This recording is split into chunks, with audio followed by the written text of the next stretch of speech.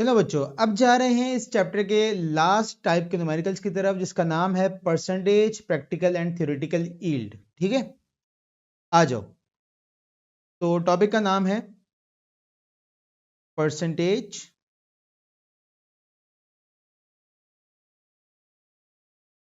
Practical and theoretical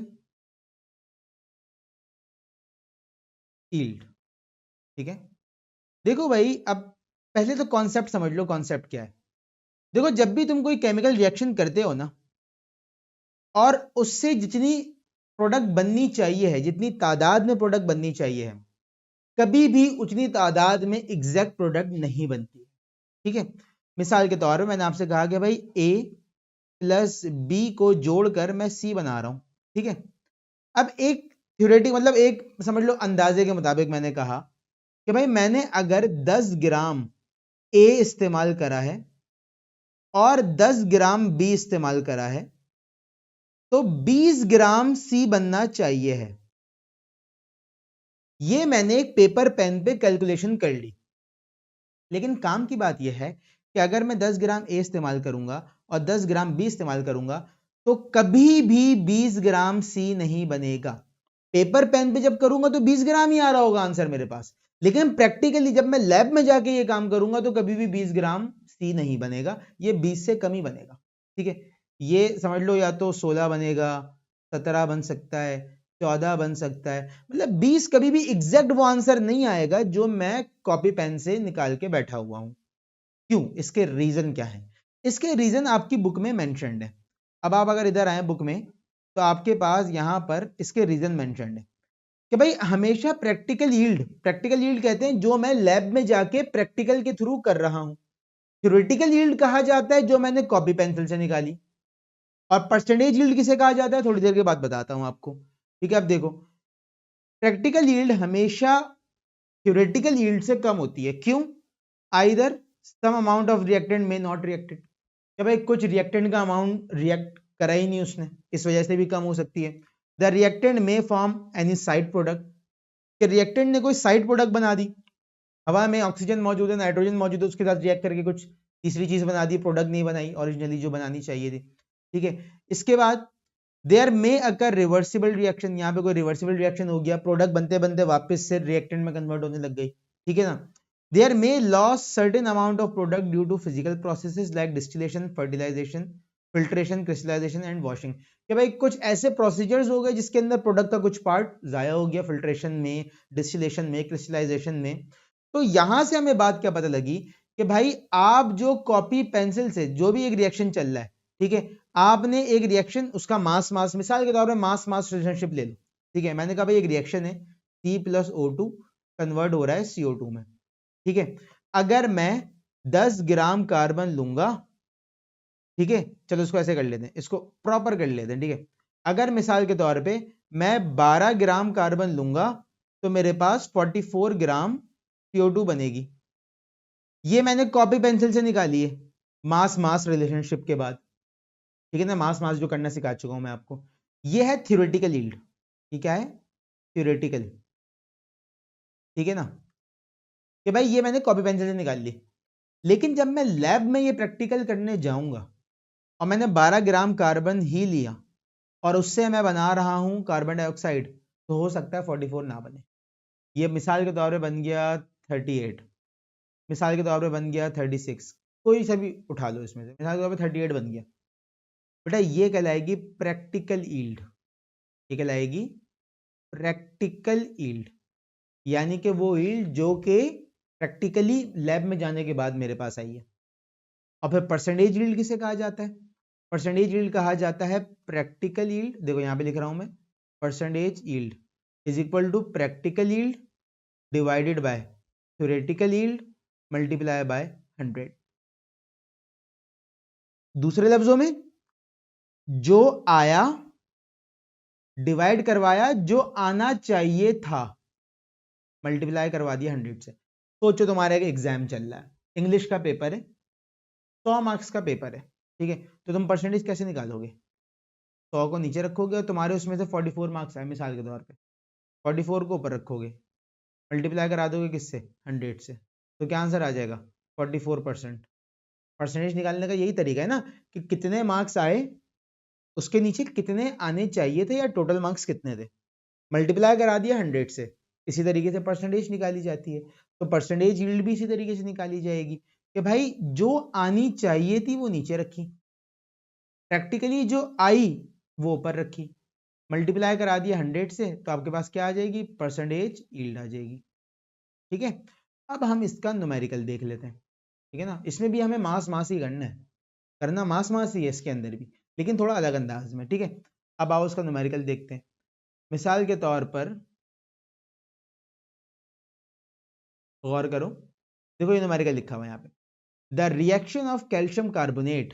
ठीक है, calcium carbonate का रिएक्शन हुआ है हाइड्रोक्लोरिक एसिड के साथ, गिवन एज दिस, ये रिएक्शन लिखा हुआ है यहाँ पे। ठीक है, ये आपको रिएक्शन लिख के दे दिया इन्होंने। ठीक है, उसके बाद क्या पूछ रहे हैं, if during experiment 50 gram of CaCO3, 50 gram CaCO3 इस्तेमाल हुआ है with axis hydrochloric acid, hydrochloric acid axis है, उसके नतीजे में बना क्या है, 14.52 ग्राम ऑफ CO2 गैस, नतीजे में 14.52 ग्राम CO2 गैस बनी है। आपने कहा सर सभी तो बता दिया, रिएक्टेंट 50 ग्राम था, उसके नतीजे में 14.52 ग्राम CO2 बन गई, लेकिन वो पूछ क्या रहा है, वो कह रहा है ये तो प्रैक्टिकली बनी है, मुझे बता दो बननी कितनी चाहिए थी और परसेंटेज यील्ड क्या आ रही है। सवाल में आपको जब भी मास दिया जाएगा ना बेटा, ये वाला मास जो दिया हुआ है सवाल में आपको, ये हमेशा प्रैक्टिकल यील्ड होगा, हमेशा। वजह क्या है, वजह यह है कि आप एग्जाम में बैठ के प्रैक्टिकल तो कर नहीं सकते, आप पेपर पेन से थ्योरेटिकल यील्ड तो निकाल सकते हो, लेकिन एग्जाम में बैठ के प्रैक्टिकल तो नहीं कर सकते ना। तो जो आपको यहां पर ग्रामेज दी जाएगी प्रोडक्ट की, वो प्रैक्टिकल यील्ड होगी। आपको थ्योरेटिकल यील्ड निकालनी होगी, इस प्रैक्टिकल वाली को थ्योरेटिकल से डिवाइड कराओ, 100 से मल्टीप्लाई कराओ, आंसर आ जाएगा। ठीक है ना, अब आ जाओ सवाल करते हैं। तो भाई डाटा आ गया आपके पास, सबसे पहले तो सवाल का नंबर क्या है, नंबर देख लेते हैं। सवाल है 1.17। ठीक है, एग्जाम्पल आ गई 1.17 और इसका डाटा आ गया आपके पास। सबसे पहले तो आपके पास आ गया डाटा के मास ऑफ CaCO3 दिया हुआ है 50 ग्राम। ठीक है, प्रैक्टिकल यील्ड ऑफ CO2 दी हुई है 14.52 ग्राम। ठीक है ना, देखो ये दी हुई है 14.52 ग्राम दी हुई है। ठीक है ना, ये लिखा हुआ। हमें क्या निकालना है, थ्योरेटिकल यील्ड निकालनी है और परसेंटेज यील्ड निकालनी है। ठीक है, थ्योरेटिकल यील्ड निकालनी है और हमें परसेंटेज यील्ड निकालनी है।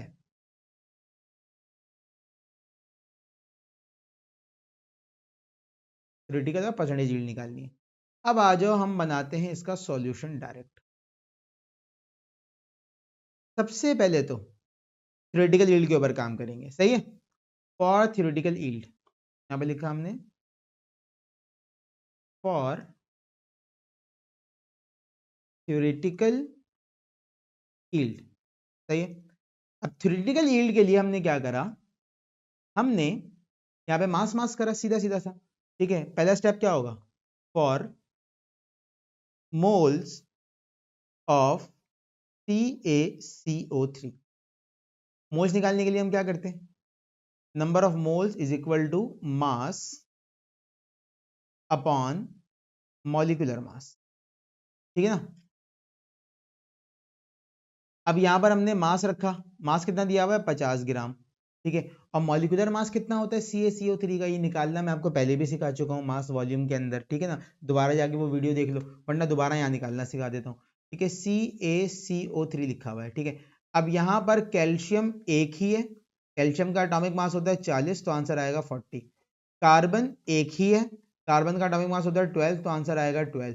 ऑक्सीजन 3 है, एक ऑक्सीजन का मास होता है 16, तो आंसर आ जाएगा 48।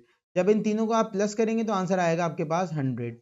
तो बेटा CaCO3 का मॉलिक्यूलर मास क्या होता है? 100 होता है। 50 डिवाइड बाय 100, तो नंबर ऑफ मोल्स कितने आ गए? नंबर ऑफ मोल्स आ गए 0.5। ये किस चीज के मोल्स आए? ये CaCO3 के मोल्स आए। अब दूसरे स्टेप में आप क्या निकालोगे? For moles of carbon dioxide, for moles of carbon dioxide. और कार्बन डाइऑक्साइड के मोल्स को निकालने के लिए क्या करना पड़ेगा? इक्वेशन लिखनी पड़ेगी, ठीक है ना। यहाँ पे लिखी आपने इक्वेशन CaCO3, ठीक है, CaCO3 plus 2HCl plus 2HCl convert हुआ किसमें? CaCl2 में, CaCl2 में plus CO2 plus H2O, plus CO2 plus H2O।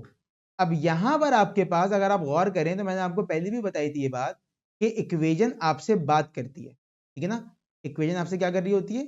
बात कर रही होती है।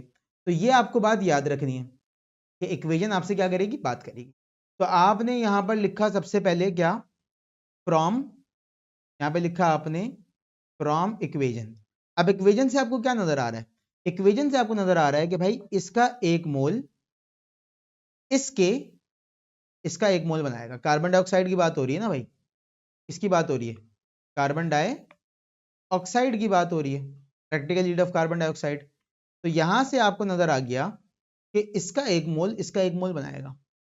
ऊपर आपने मोल कितने निकाले थे? 0.5। तो यहां से आपने लिखा फ्रॉम क्वेश्चन इसके 0.5 मोल्स, इसके x मोल्स बनाएंगे। कोई अंधा भी देख के समझ जाएगा कि अगर इसका एक मोल बना रहा है तो इसके 0.5 इसके 0.5 बनाएंगे। लेकिन हमें चलना है थ्रू प्रॉपर मेथड, ठीक है ना। तो यहां लगा दिया हमने बाय रेशो मेथड,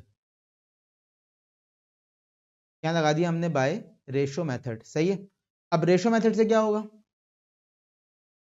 गौर करिएगा, यहां लगा दिया बाय रेशो मेथड। ये इससे डिवाइड होगा, ये इससे डिवाइड होगा, तो ये आ जाएगा आपके पास 1/1 is equal to 0.5 upon x. X इधर, 1 इधर, हो जाएगा x इज इक्वल टू 0.5, ठीक है। ये किस चीज के मोल्स आए बेटा? ये आए कार्बन डाइऑक्साइड के मोल्स, ठीक है। ये आए मोल्स ऑफ कार्बन डाइऑक्साइड। अब आओ आगे, लास्ट में इसको आप मास में कन्वर्ट कर लें। फॉर मास ऑफ CO2, देखो अभी तक हम लोग करते हुए वही आ रहे हैं, वही मास वाला, मास वॉल्यूम वाला, वही सारा हिसाब किताब वही है, करते हुए वही आ रहे हैं अभी तक हम लोग, ठीक है। For mass of CO2, mass of CO2 के लिए क्या करेंगे? Number of moles is equal to mass upon molecular mass. Mass निकालना है तो क्या करेंगे? इसको इधर ले जाएंगे, हो जाएगा molecular mass multiply by number of moles is equal to mass, ठीक है ना। अब देखो ये आ गया आपके पास mass is equal to number of moles कितना है? 0.5, 0.5 मल्टीप्लाई बाय 44 हो जाएगा mass is equal to 22 gram. अब गौर करो, ये आया है आंसर जो आना चाहिए था, यानी कि ये है थ्योरेटिकल यील्ड। ये क्या है? ये थ्योरेटिकल यील्ड आई है, ये आनी चाहिए थी। और सवाल में क्या बताया हुआ? आई कितनी है? सवाल में बताया हुआ आई है 14.52, आनी कितनी चाहिए थी? 22 ग्राम। अब परसेंटेज निकाल लो, आओ देखो। For percentage yield,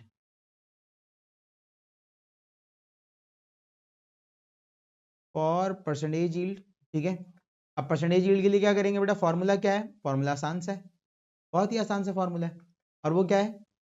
percentage yield is equal to practical yield divided by theoretical yield multiplied by 100, सही है। प्रैक्टिकल यील्ड क्या थी? प्रैक्टिकल यील्ड आई थी 14.52 डिवाइड बाय 22 मल्टीप्लाई बाय 100। अब अगर तुम 14.52 को डिवाइड करवाओगे 22 से तो आंसर आएगा 0.66, ठीक है ना, आंसर आएगा 0.66। तो परसेंटेज यील्ड है 0.66 मल्टीप्लाई बाय 100, तो आंसर आ जाएगा आपके पास 66%। ये आपके पास आ गई आपकी परसेंटेज यील्ड और ये हो गया आपके पास आपका आंसर। ठीक है भाई, इस तरीके से परसेंटेज यील्ड के सवाल होंगे। अब मैं आपको एक होमवर्क दे रहा हूं यहां पर। बेटा आपकी बुक में एक सवाल है मौजूद जिसके आने के चांसेस हैं बहुत ज्यादा एग्जाम में, और वो है ये सवाल नंबर 3। ठीक है, सवाल नंबर 3 यहां पे क्या पूछा हुआ है? Aluminium chloride AlCl3 is used in manufacturing of rubber. It is produced by allowing aluminum to react with Cl2 gas. Aluminium को क्लोरीन के साथ रिएक्ट करवा के AlCl3 बना रहे हैं। कह रहा है 160 ग्राम एल्युमिनियम इस्तेमाल करा है और 650 ग्राम AlCl3 बना है। बता दो परसेंटेज यील्ड क्या होगी। अब ये आपको क्या दिया हुआ इसने, यानी कि आपसे कहा है कि 160 ग्राम एल्युमिनियम इस्तेमाल करा है और 650 ग्राम AlCl3 बना है, ठीक है ना।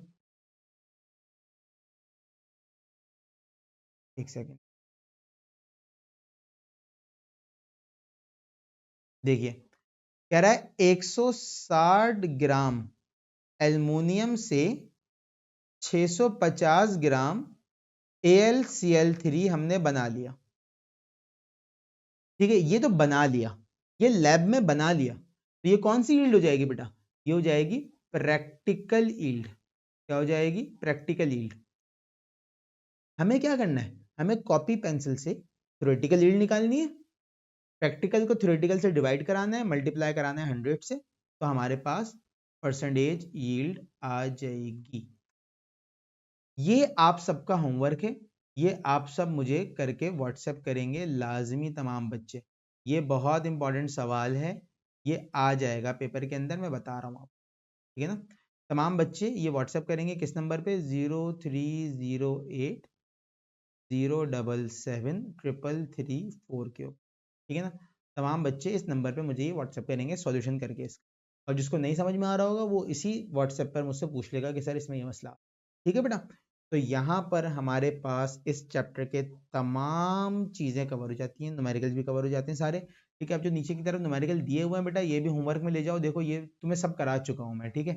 अगर तुम गौर करो तो यहाँ पे लिखा हुआ है कि भाई नंबर ऑफ मोल्स निकालो इस ग्रामेज में, यानी कि हमें मास से मोल्स में कन्वर्ट करना है चीज़ों को, ये मैं आपको करा चुका हूँ ऑलरेडी, ठीक है ना। यहाँ पे देखो मास को मोल्स में कन्वर्ट करना है, मोल्स को मास में कन्वर्ट करना है, वॉल्यूम निकालना है 38.4 ग्राम का, वॉल्यूम निकालने का फॉर्मूला आपको बता चुका हूँ, number of moles multiply by 22.4 ग्राम, ठीक है। नंबर ऑफ मॉलिक्यूल निकालने का फॉर्मूला बता चुका हूँ कि भाई नंबर ऑफ मॉलिक्यूल्स अगर आपको निकालने हैं तो आप नंबर ऑफ मोल्स को मल्टीप्लाई करवा दो एवोगैड्रोस नंबर से, करा चुका हूँ आपको, ठीक है ना।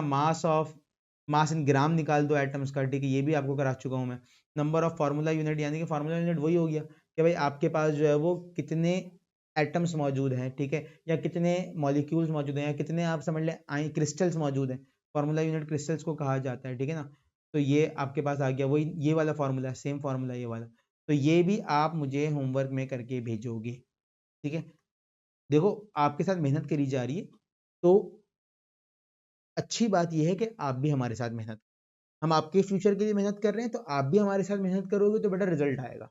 ऐसा नहीं है कि हर चीज़ मैं आपको यहाँ पे बच्चों की तरह करा दूँ, ठीक है, ये और ऐसा भी नहीं है कि मैंने कराया हुआ नहीं, सब कुछ कराया हुआ ये आपको, ठीक है। आपको ये सारे टाइप के न्यूमेरिकल कराए हुए, ठीक है। आपको मास करा चुका हूँ, मास वॉल्यूम करा चुका हूँ, वॉल्यूम करा चुका हूँ, लिमिटिंग रिएक्टेंट करा चुका हूँ, परसेंटेज प्रैक्टिकल थ्योरेटिकल यील्ड करा चुका हूँ, ये सारी चीज़ें करा चुका हूँ, ठीक है।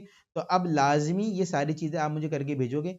यहाँ पे हमारा ये पहला चैप्टर एंड होता है बेटा, तमाम चीज़ें A to Z मैंने आपको यहाँ पर इस चैप्टर के अंदर करा दी हैं।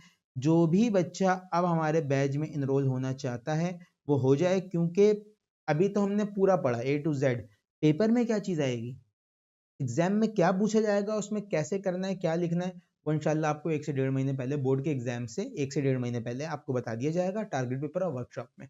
तो वो लाजमी ले लेना, लाजमी, ठीक है। और अभी तो अपने कॉन्सेप्ट क्लियर करो, एक एक चीज पढ़ो, क्योंकि आगे चल के ना तुमने देना है एमडी कैट और ई कैट का एग्जाम।